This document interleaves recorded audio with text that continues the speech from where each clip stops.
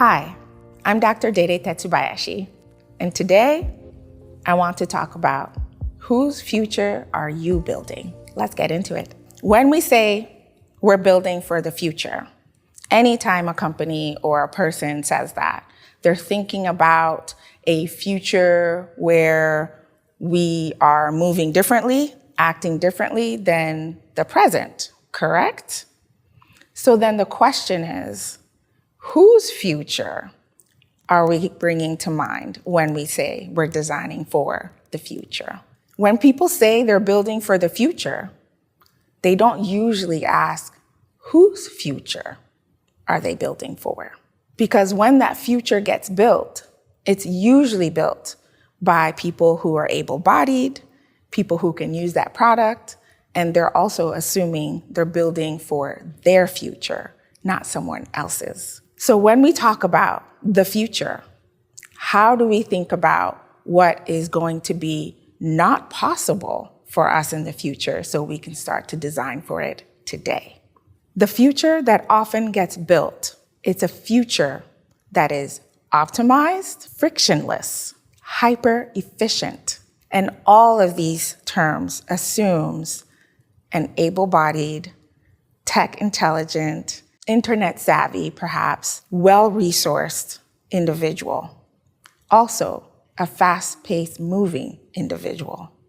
It centers convenience.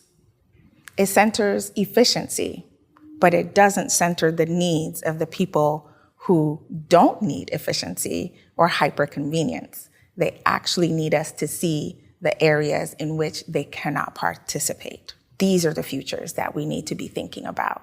We will all experience that future someday, so it's up to us to think about how we can start preparing for it today. So I'll put it plainly. If your product roadmap assumes that every user moves linearly, is seeking efficiency, and is hypermobile, you're designing for the wrong people. You're not building a future. You're curating what already exists today for tomorrow. Here's what happens when you build from default systems. You miss people. You assume the people that you're building for or with are the same as you are, have the same experiences that you do, move through the world the same way that you do. But you end up not only missing people, you end up misdesigning the entire system. This is what we mean when we say systems are not designed with the people who cannot use them in mind. Systems designed faultily are not designed by glitches. They're designed intentionally. Take tech that doesn't recognize darker skin tones. For example, when you're trying to wash your hands in a bathroom, an automated tap, and the water doesn't come out. That's not a glitch. Take wearables that can't read pulses through melanin, such as pulse oximeters that are part of our regular medical use today. But when we use them with darker skinned people, it can't read the oxygen levels accurately in our blood, making it life-threatening.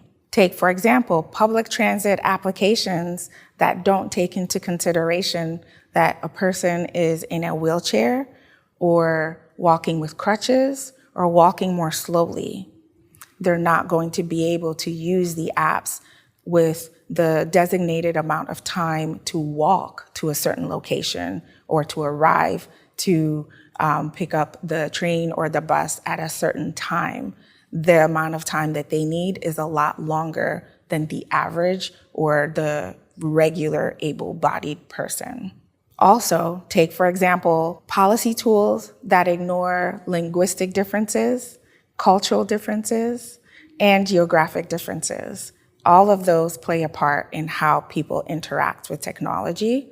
And once again, none of these in the designs are glitches. What I mean by that is that we've intentionally designed these systems to not be able to see or recognize certain things. The guardrails that we've provided are determined around a certain set of criteria. So when I say the skin tone recognition, for example, the pulse oximeters, They were designed to be able to look at the amount of space in your blood to be able to determine how much oxygen level is in your blood. But if they're going through a layer of skin and a layer of nails, the skin has melanin in it that prevents or creates erroneous data in that tool so that it confuses amounts of melanin for amounts of oxygen. So if you have a darker skin tone, the pulse oximeter can read your blood as having 99% oxygen saturation level, when in fact, you might have 75% oxygen saturation level, putting your health at major risk. If we can't tell the difference when this technology is reading every single person's oxygen levels according to a standard that's been encoded in the tool itself, we're putting people's lives at risk. This is what it means to design with intention. So these are not glitches, these are actual features of the products that we're creating. We're designing in ways that make it difficult or exclusionary for certain people to be able to use those products. The point is, these aren't edge cases, or at least what we call edge cases. These are real lives. These are real people. These are real scenarios that we need to take into consideration as we build for the future. If a person today can walk into a room, push a button, get on the elevator without any support, great. But tomorrow, something could change. And if that building does not have the necessary materials to allow you to still enter that building, push the button to the elevator and then proceed into the elevator, then you're not designing for the future and you're designing for a present, expecting and assuming that everyone is starting from the same place. What this means is that you're losing out on money. So real lives, real use cases, real needs, when it's not intentionally designed for, when we say things like, this is a nice to have, this is something we'll get to in the future. When in the future?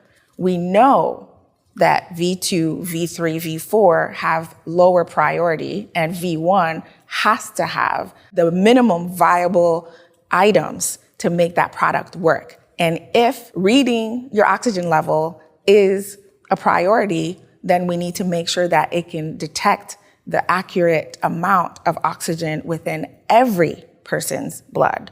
Rather than waiting for the next version to release that tool, we know if we release it too early, we're going to be harming people. So design decisions, we can't think about edge and stress use cases as edge and stress use cases. We have to think about them as real needs, lost revenue, and lost possibility of developing and building trust with communities who often get left out. What I want you to do is design for a future that is accessible and for a future that is responsive and a future that is interactive. When it's interactive, you're going through an iterative process with the folks who today can't use that product. They'll be the ones to stress test that product, that tool for you, so that tomorrow you can reach 100% of your market. Not only are you providing agency or giving back agency to your users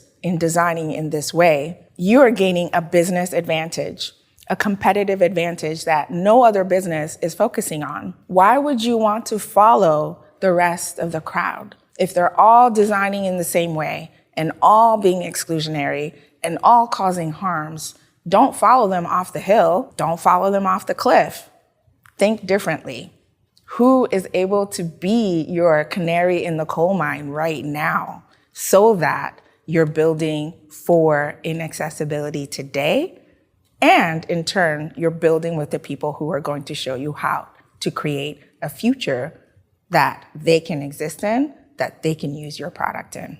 I don't want to be a naysayer and I don't want to be a Debbie Downer, but what I want to encourage you to do, what I urge you to do, what I invite you in to do is to design with people like me so that we're designing a present and a future where I can exist, where I can thrive, where I can help you make sure you're actually designing for a sustainable future. I don't only want to be included or tolerated or have space made just for me in someone else's version of the future. I want to help build a world that already knows I exist. A world in which my disabilities are a design asset and not a liability. This isn't about patching broken systems. This is about designing a completely new system from scratch. So if you're a policymaker, a funder, a founder, or a creative, ask yourself before you try to scale the next big idea. Who did I imagine at the center of this? Who's at the edges and why? And what do I need to unlearn before I build? Because here's the truth. You can build a wildly successful system, raise millions, launch globally, get glowing press. But if it only works for a small, select group of people, it's not the future. It's just a shinier status quo. So ask yourself, whose version of the future am I building for? Because a future isn't a trend, it's a choice. And it's time we choose better. So ask yourself, whose future are you building? If this message resonates, hit subscribe, like, and share with someone who's building systems that could last. And if you're building something now and you want it to stretch across futures other than your own, you already know I'd love to be in the room with you. Let's build something worthy of the people we've been taught are not worthy enough to be centered.